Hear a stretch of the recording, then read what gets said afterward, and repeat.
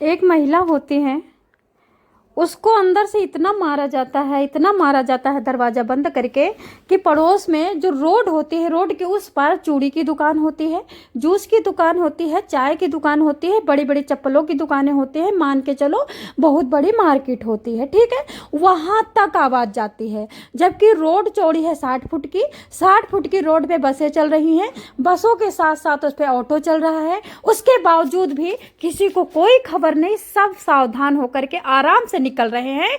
उन चीखों को कौन सुन पा रहा है? सामने वाला, सामने की जूते की दुकान वाली और सामने की चूड़ी की दुकान वाला।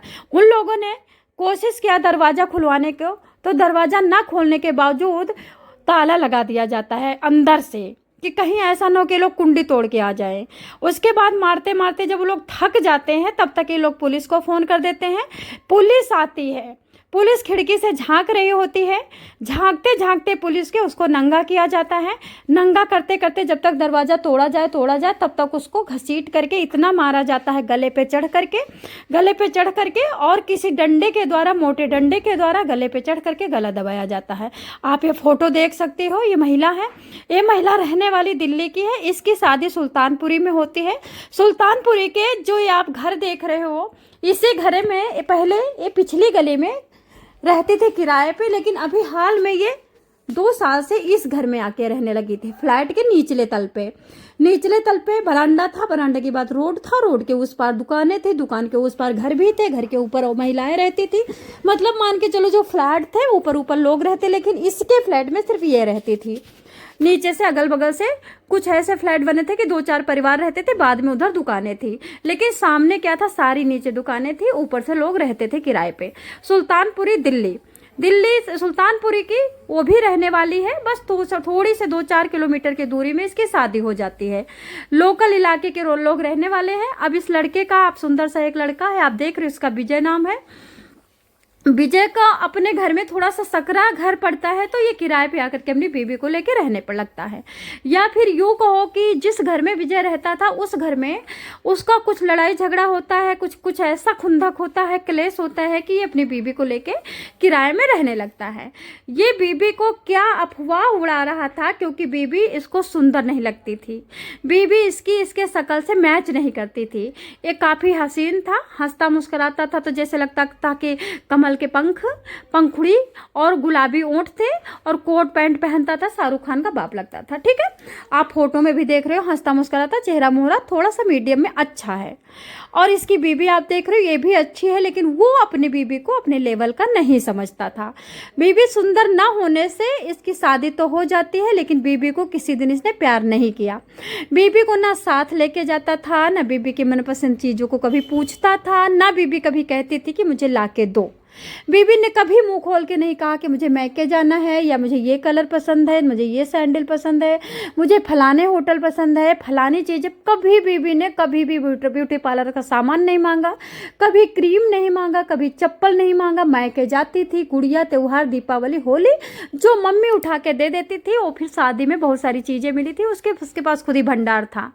बाजी लड़कियों की आदत होती, शादी के दूसरे दिन परचेज करने निकल जाती, लहंगा, साड़ी, ये वो, फलाना, पति के पैसे पे ऐस, ये सब ऐसा कुछ नहीं था। ठीक है, अब ये बीबी बिल्कुल शांत स्वभाव से रहती थी, लेकिन बीबी को कहीं ना कहीं पता चल जाता है कि मेरे पति का बड़ी वाली भाभी से चक्कर है, यानी भाई की बीबी से चक्कर है। बीबी को बहुत बुरा लगता है, बीबी कहीं ना कहीं लड़ती भी है। और जब बीबी लड़ती है, इस बात को उजागर करती है, तो ये जो नरसंहार बंदा है महिषासुर क्या करता है, बीबी को चारों तरफ से, टोला मोहल्ला में, इसने सोचा घर में रहेगी तो घर में हो सकता कि सास बचा ले, ससुर बचा ले, ननद बचा ले, लेकिन अगर मैं अकेले फ्लैट में जाके रहता हूँ तो इसको बदनाम करने में आसान होगा। इसने यहाँ तक गंदगी करने की कोशिश की कि बीबी के नंबर पे अननोन कॉल से गंदे गंदे मैसेज करना, गंदी गंदी बात करवाना, गंदे गंदे रिकॉर्डिंग भिजवाना, दूसरे किसी को पैसा दे करके। उसके बाद घर में फटाक से आना, बीबी का नंबर मांगना, बीबी के बाद नंबर को देखना, फिर उस नंबर को, रिकॉर्डिंग को डिलीट पाना, क्योंकि जब अननोन नंबर से ब्लॉक पाना नंबर, उसको निकाल लेना, कहाँ से क्या करना, रिकवर करना डाटा, और फिर बीबी को मारना। ऐसे सिलसिला पूरे 4 साल तक चलता रहा। दोस्तों उसके बाद इसे लगा कि ना तो ये मरने वाली है, ना तो मुझे छोड़ने वाली है। इतना मार खाने के बावजूद भी ये घर में बैठी रहती है, घर का काम करती है, कूटी जाती है। तब इसने क्या सोचा कि बेबी को इस तरह से इल्ज़ाम लगाऊंगा, हो सकता है कि परेशान होकर के मुझे छोड़ के चली जाए। नहीं तो फिर इसने मारना शुरू कर दिया और ये उस दिन एकदम से ही मार डाला, जिस दिन मैं आपको बताना चाहूँगी। अब ये मान के चलो वो पूरी बाजार बंद थी, वहाँ पे कोई नहीं था, छुट्टी वाला दिन था। छुट्टी वाले दिन के अंदर अंदर ये घटना आपको शायद 27 मार्च की है, 27-28 मार्च की, जब भी ईद वाले दिन में जब छुट्टी थी। ईद में तरुण का माहौल इतना गरमाया था कि छोटी मोटी हत्याएं नहीं देखी जा रही थी। दिल्ली में ब्रह्मपुरी में एक हिंदू बच्चा दरवाज़ा खोल के जैसे उतरने की कोशिश करता है, उधर से बाइसिकल से यानी मोटरसाइकिल से 4 मुस्लिम आते हैं और दरवाज़ा खोलने के मात्र से गाड़ी को धीमी करना पड़ता है। उस गलती से चक्कू निकाल के उसको 6 चक्कू पेट में मार के चले जाते हैं। आज तक इस मामले को FIR तक नहीं लिखी गई, क्योंकि तरुण के मामले में इतना ज़्यादा लोग बिजी हो गए कि उस मामले को दबा दिया गया। पुलिस तो वैसे भी काम करके राजी नहीं है। पुलिस का तो आपको रवैया अच्छी तरह पता है कि अगर दिन भर में 8,000 केस होंगे तो कहाँ कहाँ पुलिस ध्यान देगी, कितना भागेगी। ठीक है, जब दिन रात अराजकता फैला है, आंदोलन हो रहा है, सरकार को कोई मतलब नहीं।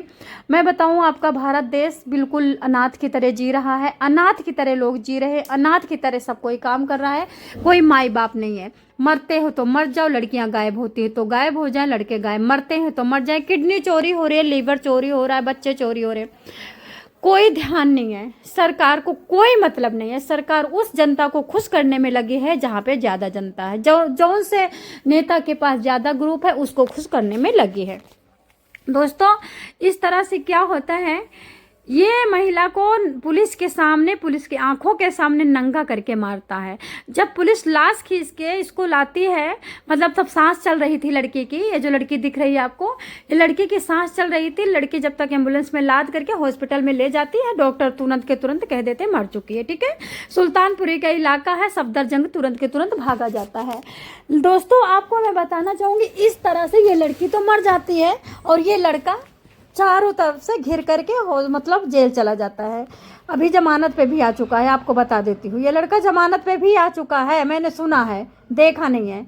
दोस्तों मैं आपको बताना चाहूँगी, जब रिपोर्टर वहाँ पे जाते हैं, अभी तक ये उड़ रहा था कि लड़की अवैध संबंधों के चक्कर में पति ने खुंदक में मार दिया। यही अखबार में छप रहा था, यही न्यूज़ चैनल पे चला, थोड़ा बहुत जो चला, यूट्यूबर भी यही बनाए। लेकिन जब रियलिटी में जब दुकानें खुली, जब जो दुकान की, जूता की, चप्पल की, औरतें वहाँ की, तब औरतों ने सारा राज बताया कि पर डे दारू पी के आना, पर डे मारना, सुंदर ज़्यादा था, अच्छा बिजनेस करता था, कोई कोट पैंट पहन के अपनी गाड़ी से जाता था, लेकिन औरत को एक नौकरानी से भी बदतर जीवन कर दिया था। इसके संबंध इसकी खुद भाभी से, इसलिए इसको इस कहानी का विश्लेषण निकालना चाहूंगी। गरुड़ पुराण में साफ साफ लिखा, शिव पुराण में भी, कि जो माँ बाप अपनी बेटी को जोड़ी से शादी नहीं करते हैं, सेम आकार, सेम लंबाई, सेम सुंदरता, सेम पढ़ाई लिखाई, सेम एज, सेम जाति, same face, same attraction, same संस्कार, तो उन बच्ची को जब रोती है, रक्तों के आंसू निकालती है, तो वो माँ बाप को नरक से धक्का, स्वर्ग में अगर होते हैं तो धक्का दे दिया जाता है और नरक में डाल दिया जाता है, उन माँ बाप का उद्धार नहीं होता। सेकेंड थिंग, जब औरत को पता चल जाए कि मेरा पति मुझे पसंद नहीं करता है, पहली बार, आपको ध्यान रहे, पूरी जिंदगी आपको पसंद नहीं करेगा, पूरी जिंदगी आपको घुट घुट के जीना है, बिना प्यार के जियोगी, काम पूरा लिया जाएगा, घर का काम नहीं करोगे, इल्जाम लगा करके मार दिया जाएगा। आपका पति अफेयर भी करेगा, बॉयफ्रेंड गर्लफ्रेंड का खेल आपके साथ खूब खेलेगा, हो सकेगा तो आपकी छाती पे ही सोता नहीं बैठाएगा, तो बाहर कहीं रख लेगा किराए का कमरा लेकर के, अगर आपका पति पैसे वाला है। और अगर आपका गरीब है तो कंडोम डेली खरीदेगा, निरोध डेली खरीदेगा, बेस्याओं के पास जाएगा, लेकिन आपको भाव नहीं देगा। सुंदरता की पुजारी दुनिया है, बस सूरत को कम चाहने वाले हैं, भारत में कोई भी चाहने वाला नहीं। ऋषि मुनि भी सुंदर औरत को ही ज़्यादा आकर्षित होते हैं। तो ध्यान रहे, अगर आपका पति ज़्यादा सुंदर है, तो अगर आपके पास बैलेंस है तो आप अलग दुकान खोल के अपना बिजी हो जाइए, या तो सामाजिक सेवा करिए, या तो फिर अपनी दूसरी शादी कर लीजिए, आपका भला तभी